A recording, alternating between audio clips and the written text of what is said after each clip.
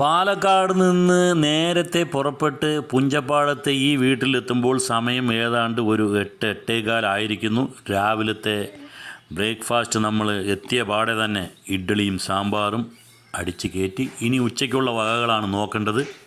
അപ്പോൾ ഉച്ചയ്ക്കുള്ള ആ വകുപ്പുകളൊക്കെ ഇവിടെ റെഡി ആകുന്നുണ്ട്. ഇവിടെ ഇപ്പോൾ അയിലയാണ് ഈ നേരാക്കിക്കൊണ്ടിരിക്കുന്നത്. ഒരാളിവിടെ അയില നേരാക്കുകയാണെങ്കിൽ മറ്റു പലരും പലവിധ കാര്യങ്ങളിൽ ഏർപ്പെട്ടിട്ടുണ്ട്. എന്നാലേ നമ്മൾക്ക് ഉച്ചയ്ക്ക് സ്വാദിഷ്ടമായിട്ടുള്ള ഒരു ഊണ് കിട്ടുകയുള്ളൂ. അതുകൊണ്ട് ഓരോരുത്തർക്കും ഓരോ പണിയാണ്. അതിനിടയ്ക്ക് കൂടെ നമ്മളുടെ സുന്ദരി പൂച്ച തനിക്ക് എന്തെങ്കിലും കിട്ടുമോ എന്ന് നോക്കി ചുറ്റുപാടും നടക്കുന്നുണ്ട്. അയില ഏതാണ്ട് വൃത്തിയാക്കി കഴിയാറായി. ഇനി ഇതിനെ നല്ല വെള്ളത്തിൽ കഴുകി ഒന്നിനെ രണ്ടാക്കി മുറിക്കുകയാണ് ചെയ്യുന്നത്.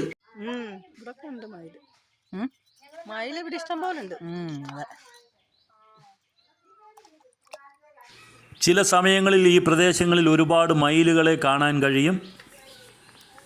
എപ്പോഴും കാണണമെന്നില്ല. അപ്പോൾ ഇവരെല്ലാം മീനൊക്കെ നേരാക്കി മറ്റുള്ള പരിപാടികളൊക്കെ ചെയ്തുകൊണ്ട് വരട്ടെ. കുക്കിംഗ് ആകുമ്പോഴേക്കുമാണ് നമ്മൾക്കുള്ള പരിപാടികൾ, നമ്മളുടെ പണികൾ ആരംഭിക്കുക. അപ്പോൾ കുക്കിങ്ങിന് സാധനങ്ങളൊക്കെ സജ്ജമാകുന്നത് വരയ്ക്കും നമുക്ക് ഈ പ്രകൃതി ഭംഗിയൊക്കെ ഒന്ന് കണ്ട് ഒന്ന് ചുറ്റിക്കറങ്ങാം.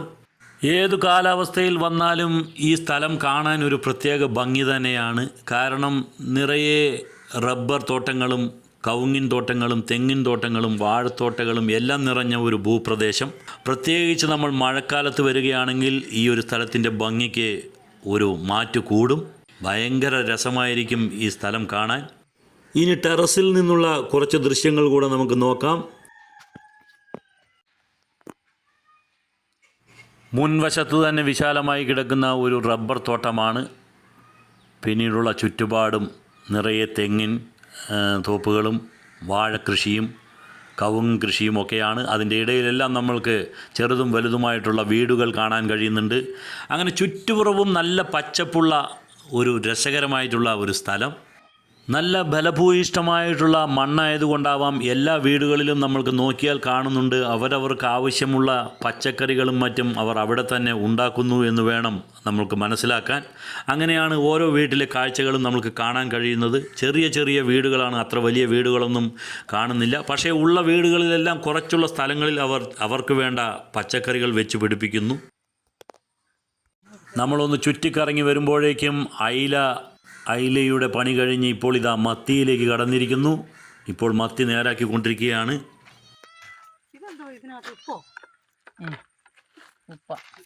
നല്ല ഫ്രഷാട്ടോ മത്തി ഫ്രഷാണ്. അയാൾ അത്ര അങ്ങോട്ട് പോരാ. ഒരയല അതിന് വലിയ സുഖമില്ലായിരുന്നു. അതാണ് അത് കെട്ടിക്കഴിഞ്ഞപ്പോൾ മലന്ന്.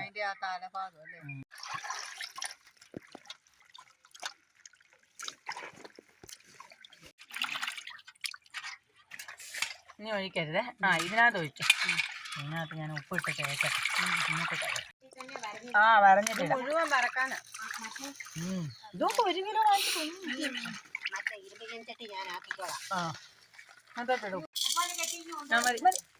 1 കിലോ വാങ്ങിച്ചിട്ട് ഒന്നുമില്ല എന്ന് പറഞ്ഞാൽ 1 കിലോ വാങ്ങിച്ചാൽ 1 കിലോ അല്ലേ കാണുള്ളൂ.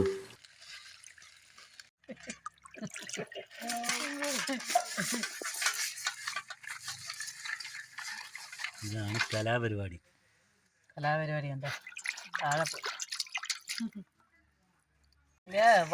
മറ്റേ വക്കുള്ള ചട്ടിക്കകത്ത് വേണം കച്ച. ഇതിനകത്ത് തേക്കാൻ പറ്റുന്നില്ല. എന്താ ചീനച്ചട്ടി ആയ കാരണം വേറെ പാത്രം വേണം. വേണ്ട, ഇനിയിപ്പോ എന്താ നമുക്കപ്പോൾ ഈ മത്തി മുഴുവൻ വറക്കാനുള്ളതാണ്. അതുകൊണ്ട് തന്നെ നമ്മൾ അതിനെ ഒന്ന് ഇങ്ങനെ വരഞ്ഞു കൊടുക്കുന്നുണ്ട് കത്തി കൊണ്ട്. ഇതെല്ലാം വരഞ്ഞ് വൃത്തിയാക്കി വെച്ച് മസാല പിടിപ്പിച്ച് വേണം നമ്മൾക്ക് കുറച്ച് നേരം വെച്ചതിന് ശേഷമാണ് നമ്മൾ വറക്കുക. അപ്പോൾ അതിന് മുൻപായിട്ട് നമ്മളിനി അയില നമ്മൾ നേരത്തെ കഴുകി വൃത്തിയാക്കി വെച്ചിരുന്നു. അത് കറി വയ്ക്കാനുള്ളതാണ്. അത് എങ്ങനെ കറി വയ്ക്കുമെന്ന് നോക്കാം. ഇതിലിപ്പോൾ എന്തൊക്കെ ഇട്ടിരിക്കുന്നത്? അയില, കൊടംപുളി, ഉപ്പ്, മഞ്ഞപ്പൊടി, ഉലുവാപ്പൊടി, പച്ചമുളക്, ഇഞ്ചി പറഞ്ഞില്ല. ഇഞ്ചി ഇട്ടിട്ടുണ്ട്. തേങ്ങ അരച്ചൊഴിക്കണം. അപ്പോൾ ഇതെന്താ കറിയാണ്? അയില കറി. അപ്പൊ ഒരു പ്രത്യേക കറിയാണ്. മുളകും മല്ലിയും ചൂടാക്കിയിട്ട് തേങ്ങയും കൂടിട്ട് അരയ്ക്കുക. ഓക്കെ. അപ്പൊ അത് നമ്മൾ അപ്പൊ കാണിക്കുമ്പോ ഇടുമ്പോ 1/2 കിലോ അയിലയാണ്. പക്ഷെ നമ്മളിതിലിപ്പോ പച്ചമുളകിന്റെ സാന്നിധ്യം കുറച്ച് കൂടുതലായിരിക്കും അല്ലേ? ഇത്രയും മതി അല്ലേ? എത്ര ഒരു 5-6 പച്ചമുളക് ഇട്ടുണ്ടോ? മതി മതി. ഉപ്പിട്ടു അല്ലേ? ഉപ്പിട്ടു. ഓക്കെ. നമ്മൾ വരച്ച് വെച്ചിരിക്കുന്ന മത്തിയിൽ അപ്പോൾ ഉപ്പ് ഇട്ടിരിക്കുകയാണ്. ഒരു ഭാഗത്ത് അപ്പോൾ അയില കറി റെഡി ആവുകൊണ്ട് ഇത് വറക്കാനുള്ളതാണ്. കുരുമുളക് പൊടി. ഇനി നമ്മൾ കുറച്ച് മഞ്ഞപ്പൊടിയാണ് ഇട്ട് കൊടുക്കുന്നത്. കുറച്ച് മുളക് പൊടി. 1 കിലോ മീനാണ്, മത്തിയാണ് എടുത്തിരിക്കുന്നത്. ഇതെല്ലാം കൂടെ ഒന്ന് നമുക്ക് ആ മീനിലേക്ക് പുരട്ടിയെടുക്കാം.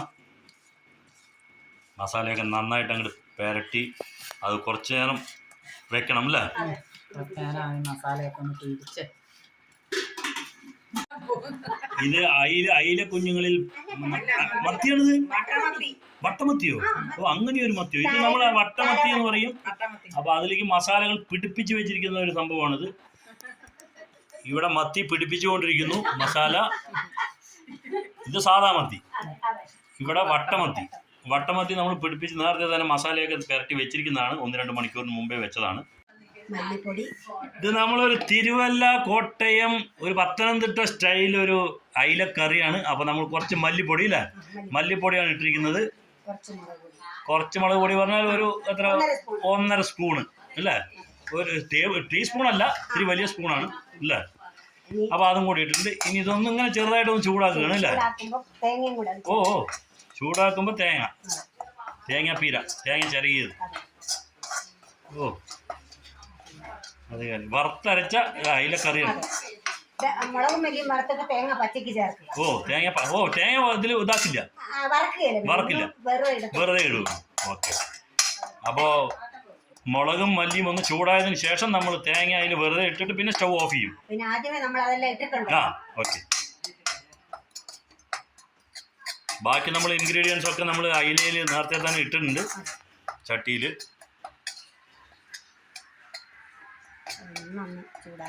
ഒന്ന് ചൂടാവട്ടെ. ഒരുപാട് കരിഞ്ഞു പോവരുത്, ഒന്ന് ചൂടാവാനേ പറ്റുള്ളൂ.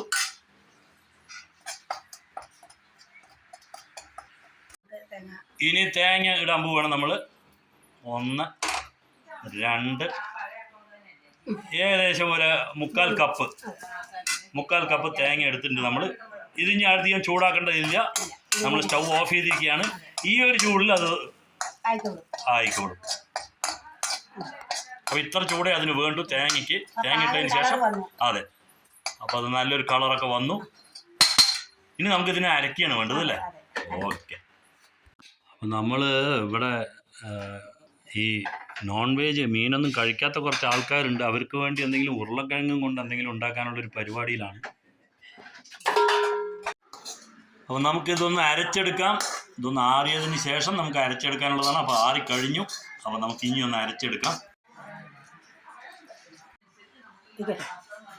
അപ്പോൾ മയക്കനെ അരച്ചിട്ടുണ്ട്. ആ മയക്കനെ അരച്ചതിന് നമ്മളുടെ മീനിലേക്ക് നമ്മൾ ഇടുകയാണ്. ഒഴിക്കാൻ കുറച്ചുകൂടെ വെള്ളം ഒഴിച്ചിട്ട് അല്ലേ? അപ്പോൾ ഒന്ന് കലക്കിയെടുക്കാം.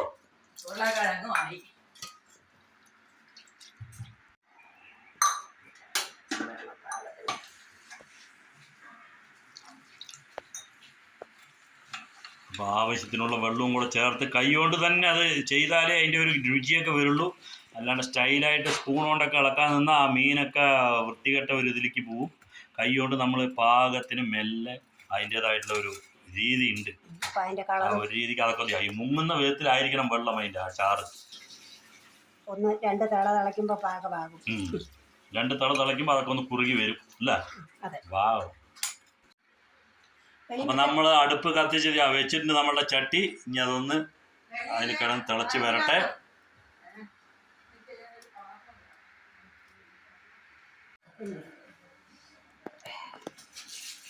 നമ്മളതൊന്ന് അടച്ചു വെക്കാൻ പോവാണ്. അടച്ചു വെച്ച് വേണം അതിനെ വേവിക്കാൻ.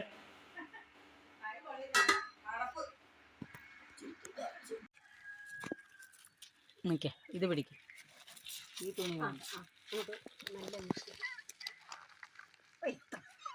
ഓ,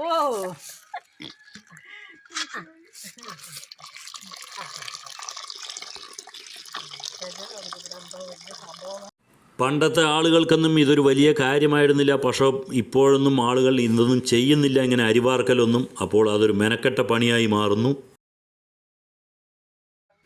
വീട്ടിലുള്ള എല്ലാ സകലമാന ആയുധങ്ങളും എടുത്തിട്ടുണ്ട് അരിവാർക്കാൻ. നമ്മൾ നേരത്തെ കാണിച്ച ഉരുളക്കിഴങ്ങ് അതുകൊണ്ടൊരു മെഴുക്ക് പുരട്ടി ഉണ്ടാക്കുക എന്നുള്ളതാണ് നമ്മളുടെ ലക്ഷ്യം. ഇനി ഉണ്ടെങ്കിൽ എടുക്കാം. ഇച്ചിരി ഉപ്പും മഞ്ഞപ്പൊടിയും കൂടി ഇട്ട് ഒന്ന് തിളച്ചിട്ട് വെളിച്ചെണ്ണ ഒഴിച്ചെടുക്കാം. ഉരുളക്കിഴങ്ങിനെ ഒരുവിധം മീഡിയം കഷ്ണങ്ങളാക്കി അരിഞ്ഞ് അതിലേക്ക് കുറച്ച് സവോളകൾ അരിഞ്ഞ് ഇട്ട് കൊടുക്കുകയാണ്. അത് കഴിഞ്ഞാൽ ഉപ്പ്, മഞ്ഞൾപ്പൊടി, കുറച്ച് മുളക് പൊടി ഇട്ട് പാകത്തിന് വെള്ളവും ഒഴിച്ച് വേവിച്ചെടുക്കാം എന്നാണ് പറയുന്നത്. എല്ലാവർക്കും ഒത്തിരി മുളക് വേണം. അപ്പോൾ ഇതിന് വലിയ പണിയില്ല മെഴുക്ക് പുരട്ടിക്ക്.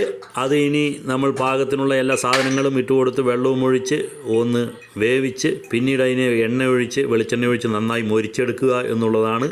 അത്രയേ പണിയുള്ളൂ. അപ്പോൾ നമുക്കിനി മീൻ കറിയിലേക്ക് പോകാം. അതിൻ്റെ കാര്യങ്ങൾ എന്തായി എന്ന് നോക്കാം.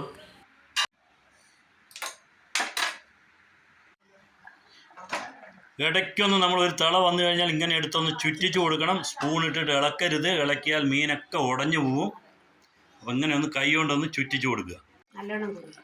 അപ്പം നമ്മുടെ മീനിലെ അയിലക്കറിയിലെ ചാറൊക്കെ നല്ല പോലെ കുറുകിയിട്ടുണ്ട്. നമ്മൾ സ്റ്റൗവ് ഓഫ് ചെയ്യാൻ പോവുകയാണ്. ഇനിയിപ്പോൾ നമ്മളിതിൽ വെളിച്ചെണ്ണ എന്തെങ്കിലും ഒഴിക്കുക, അങ്ങനെ എന്തെങ്കിലും ചെയ്യുമോ? കറിവേപ്പില ഇടുമോ? അങ്ങനെ എന്തെങ്കിലും ചെയ്യും? ഇത്തിരി പച്ച വെളിച്ചെണ്ണ നമ്മൾ മേലെ ഒഴിക്കുന്നുണ്ട്. നമ്മൾ സ്റ്റൗവ് ഓഫ് ചെയ്തിരിക്കുകയാണ്. സൂപ്പർ ഒരു കറിയാണ്. മതി പോരെ.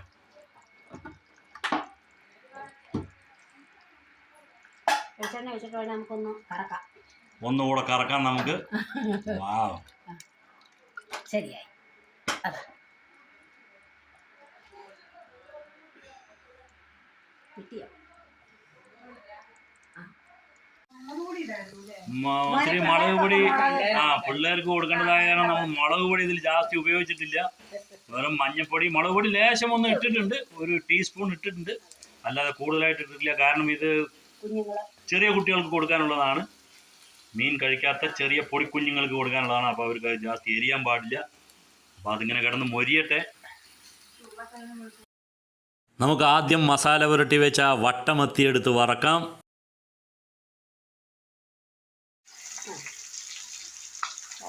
കൂട്ടിയ കരിയും കൂട്ടരുത്.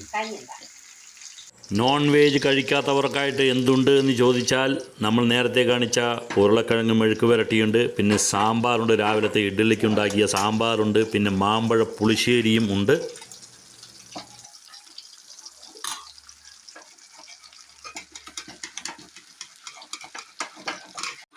മീൻ വറക്കുക എന്നുള്ളത് വളരെ ശ്രദ്ധാപൂർവം ചെയ്യേണ്ടുന്ന ഒരു കാര്യമാണ്. കാരണം തീ അല്പം കൂടി അത് കരിഞ്ഞു പോയി കഴിഞ്ഞാൽ അതിൻ്റെ രുചി ഒന്നിനും കൊള്ളാതെയാകും. അതുകൊണ്ട് അതെല്ലാം പ്രത്യേകം ശ്രദ്ധിക്കണം. അതിനെ തിരിച്ചും മറിച്ചും ഇട്ട് പാകത്തിന് മൊരിയുമ്പോൾ അത് എടുത്ത് വെക്കണം.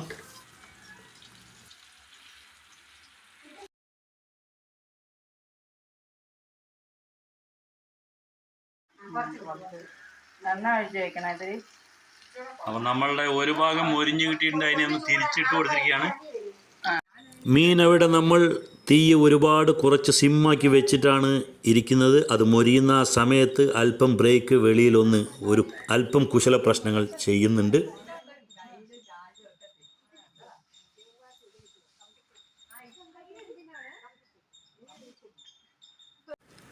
നമ്മുടെ വട്ടമത്തി ഏകദേശം ആകാറായിരിക്കുന്നു.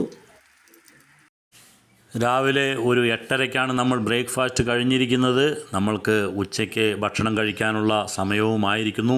വിശന്നു തുടങ്ങിയിരിക്കുന്നു. നമ്മളുടെ വട്ടമത്തി ഇവിടെ റെഡിയായി മൊരിഞ്ഞ് വന്നിട്ടുണ്ട്. നമ്മൾ വട്ടമത്തി എടുക്കാൻ പോവാണ്. ഇനി നമ്മളുടെ മറ്റേ സാധാരണ മത്തിയുണ്ട്, അതുകൂടെ വറക്കണം നമുക്ക്.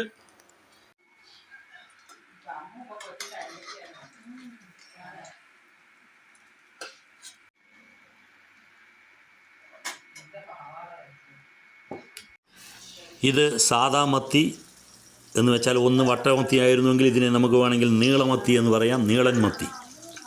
എല്ലാം മത്തിയാണെങ്കിലും പേരിലുള്ള വ്യത്യാസം പോലെ തന്നെയാണ് രുചിയിലും വ്യത്യാസങ്ങളുണ്ട്.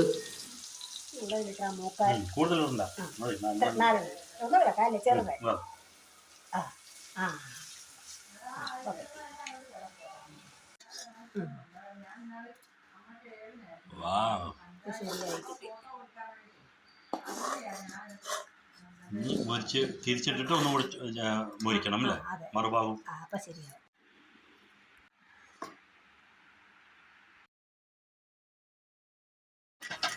നമ്മളുടെ മത്തിയും എല്ലാം മൊരിഞ്ഞ് റെഡിയായിട്ട് നല്ല ക്രിസ്പിയായിട്ട് കിട്ടിയിട്ടുണ്ട്.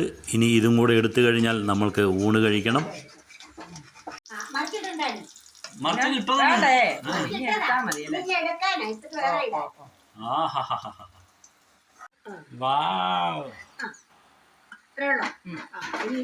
ഫ്രണ്ട്സ്, നമ്മളപ്പോൾ ഊണ് കഴിക്കാൻ പോവുകയാണ്. നമ്മളുടെ ഇന്നത്തെ ഈ വീഡിയോ നിങ്ങൾക്ക് ഇഷ്ടപ്പെട്ട് കാണുമെന്ന് വിചാരിക്കുന്നു. നമ്മളുടെ ചാനൽ ആദ്യമായിട്ട് കാണുന്നവർ ഇതൊന്ന് സബ്സ്ക്രൈബ് ചെയ്യുക, എല്ലാവരും ഇതൊന്ന് ലൈക്ക് ചെയ്യുക, എല്ലാവരും ഇതൊന്ന് ഷെയർ ചെയ്ത് മറ്റുള്ളവരിലേക്ക് കൂടെ എത്തിക്കുക. അടുത്ത ഒരു വീഡിയോയുമായിട്ട് വരുന്നതായിരിക്കും. Bye, enjoy.